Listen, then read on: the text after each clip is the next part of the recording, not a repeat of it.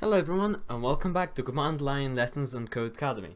So last time we left off by looking at the pipe, what it does, and we learned that it's kind of like the redirect but it's used with functions. So today we're going to continue with redirection and we're going to learn something new. So if you missed out on the last lesson and the lesson before that, then make sure to check those out because those are the basis of what we're going to be doing today.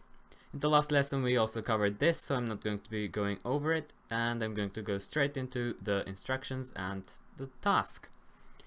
So what we need to do is do cat on the output or on the file mountains.txt. There we go. So we have all of these mountains. From what I can see, they aren't sorted in any way, and they might even be repeated. Maybe I don't really see any of them repeated at the moment, but they might be, I'm not sure. In the terminal, type grep mount mountains.txt, and we're going to learn what these do after we finish the task and I will explain what they do as well. Then type grep -i and with the same as before .txt. Okay, so let's see what just, oops, I did it wrong. -i mount mountains.txt. Good, so let's just see what we did. So first of all, we printed out the contents of the file. Then we did the grep mount mountains.txt. And from what I can see, the list that we got here is much shorter. Then when we did -i, it got a bit longer, and then, oh no, this is the proper one. When we did -i, it got slightly longer. Okay, let's see what it actually did then. So the first thing we did, which was, or the second thing, because the first thing was just printing out the general contents of it. So grep stands for Global Regular Expression Print. It searches files for lines that match a pattern and returns the results. It is also case sensitive, so here grep searches for mount in mountains.txt. And mount, because it's case sensitive, it's always going to search for a capital M. So when we did this function here, we are searching for the word mount in the strings, in these strings, and it's searching it line by line and printing out the line that contains it. So let's look at all of the contents of it and see. The Himalayas doesn't have the word mount or part of the word mount. The second one does. Hindu Kush Mountains, I'm not sure if I'm pronouncing that correctly, sorry if I'm not, and that gets printed out here. And then we have Henduan Mountains, that's also here. Tian Shan isn't actually here because it doesn't contain the word mount. So anything that has the word mount in it, in whichever form, as long as the M is a capital and the rest of the letters are lowercase, it's going to be printed. Take for example Rocky Mountains, because the M isn't a capital, it doesn't appear in this list. So the second, or the third actually, thing that we did, command, was the same thing, but before the mount we put a -i. Grep -i enables the command to be case insensitive. So here grep searches for capital or lowercase strings that match mount in mountains.txt. So they can be in any orders, therefore these will also get printed, even though the M is a lowercase. Even if you had something like capital M, lowercase o, uppercase U, lowercase n, lowercase t, and random, stuff like that, it will still get printed because it's case insensitive. It's like checking a string, comparing a string to the lowercase of that string in a way. And then if you've done Python, you might know what I'm trying to get at, but other than that, I'm just not going to go into too much detail because we're not learning Python or any other programming languages, because most of them have that. Okay, so the above commands are a great way to get started with grep. If you are familiar with regular expression, you can use regular expressions to search for patterns in files. So, okay, that was that lesson, or that task. So now we're moving on to something slightly different. Let's do clear before we continue. So grep can also be used to search within a directory. In the terminal, type grep minus capital R. Most things in command prompt, command line, whatever you want to call it in the terminal, are usually case sensitive, so make sure to do it with the correct case sensitivity, I guess, whatever it's called. Arctic, so grep minus R arctic / home / cc user / workspace / geography. So this is just a pathway to geography, to the directory geography.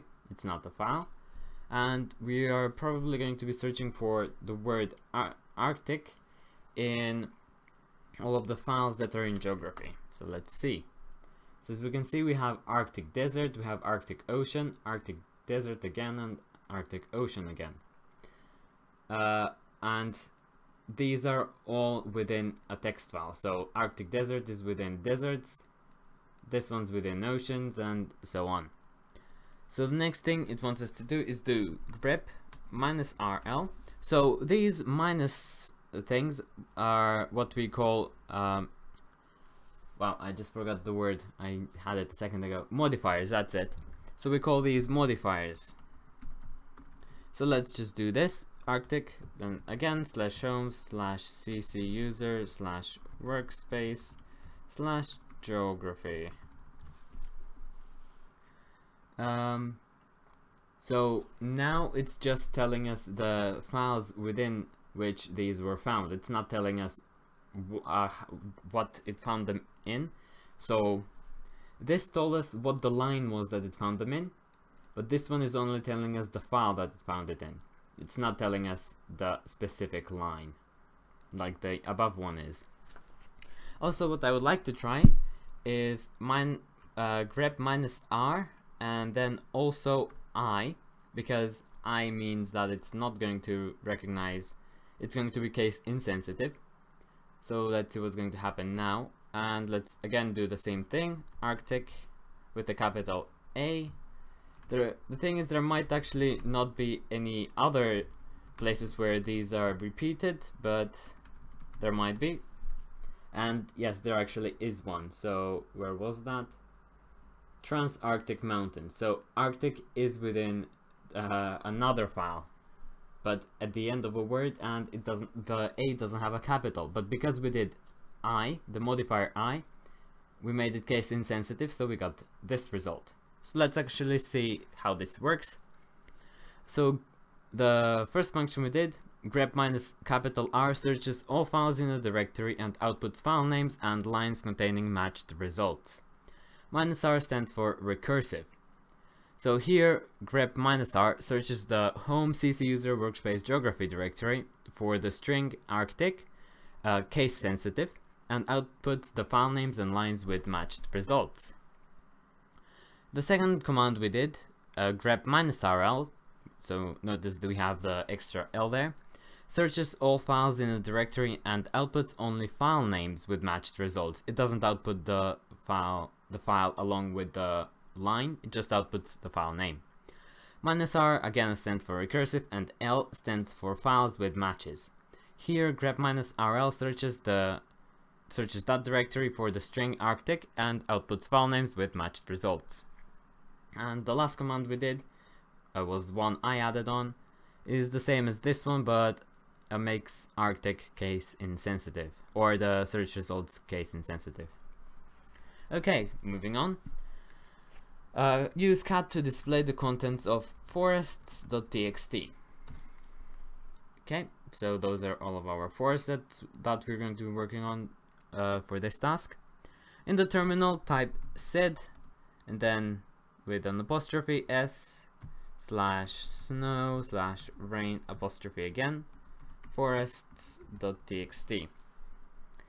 Okay, let's see what's going to happen. Is that correct? Oops, I did something correctly. Oh well, let's redo it then. s /snow /rain /forests.txt. Good. So this was what we got before. And now, has anything changed from what I can see on first glance? Not really, but we will find out. Now type sed apostrophe s slash snow slash rain slash g apostrophe, and again on forests.txt. Again, I don't see any change, so let's actually see what they do.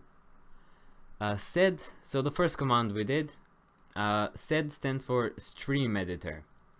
It accepts standard input and modifies it based on an expression before displaying it as output data or data. It is similar to find and replace. So let's look at the expression to add the expression that we put as an argument. S stands for substitution. It is always used when using sed for substitution. So if you were doing the command sed, you always use the S there. Snow, the search string, the text to find. Then rain, the replacement string, the text to add in place. Okay. So here, first of all, we're writing out, we're asking for the original contents. Then when we do sed this, it changes the word snow with rain. So let's see. Okay, so we have the Amazon snow forest, and here we have the Amazon rainforest instead of snow forest. Okay, so it replaces every recurrence of snow with rain. So in this case, sed searches for forest.txt for the word snow and replaces it with rain. Importantly, the above command will only replace the first instance of snow on a line. So for if there are two snow, if snow shows up more than once on a single line, then it's only going to replace the first word. So let's find something where snow appears twice. Okay, so snow forest twice there. Here we have it rainforest and then snow forest. So it didn't replace it twice, it only replaced it once. And it's not once for the whole file, it's once for each line, just remember that. Then the next command we did was the one with an extra G at the end, here. So the above command uses the G expression, meaning global. So here sed searches forests.txt for the word snow and replaces it with rain globally. So all instances of snow on a line will be turned to rain. So even the second one on the line. So as you can see here, Southeast Asian rainforest is twice. Instead of rainforest and snow forest, you have the word rainforest twice. So the commands we've covered so far are commonly used to redirect input and output from the command line. Let's summarize what we've done so far. Click next to continue. Let's do that. Congratulations, you learned how to use the command line to redirect standard input and standard output. So what can we generalize so far? And before we look at this, I also want to say that all of the commands that we have learned, you can modify all of them. You can put the modifier, so a -i, -r to all of them. But watch out, some of them might not accept some modifiers. So it depends on the command which modifiers it accepts, but it probably does accept some kind of modifier. So for the previous one, I could have also used sed -i to make it non-case sensitive if we really wanted to. So redirection reroutes standard input, standard output, and standard error. The common redirection commands are greater than, redirect standard output of a command to a file, overwriting previous content. Double greater than, redirect standard output of a command to a file, appending new content to old content. So this doesn't remove what was previously there, it only adds on what you've added extra. Whereas this one removes everything that was there before and just just adds on. So everything gets deleted that was there before, and then the new thing replaces that. Lesser than, redirect standard input to a command. Pipe, which I talked about how to get, redirect standard output of a command to another command. So pipe is used mainly with commands. This one's used for input to a command. A number of other commands are powerful when combined with redirection commands. So we looked at 2 of these today, and we looked at these 2 before, so make sure to check out the previous videos. Sort sorts lines of text alphabetically. Unique filters duplicate adjacent lines of text. Grep searches for a text pattern and outputs it, and sed searches for a text pattern, modifies it, and outputs it. So that's this lesson, guys. If you have any questions, as always, feel free to ask in the comments down below. I'll be answering them as soon as possible. Other than that, if you enjoyed this video, then please give it a thumbs up, like, share, subscribe, do all of that good stuff. On the other hand, if you didn't enjoy it, then do give a dislike and tell me in the comments why you didn't enjoy it, so that I can improve for next time. Also, do tell me what you would like to see next after the command line course. We're not finished yet, but we are more than 50% done, so that can give you an idea of how long it's going to take approximately to finish the course. So yeah, please post comments of which lesson or which course you would like to see next. And even if you wanted me to redo the Python course, because from what I know they're making a new one, then do post that in the comments. I will be considering it. But until next time, thank you guys so much for watching, and goodbye.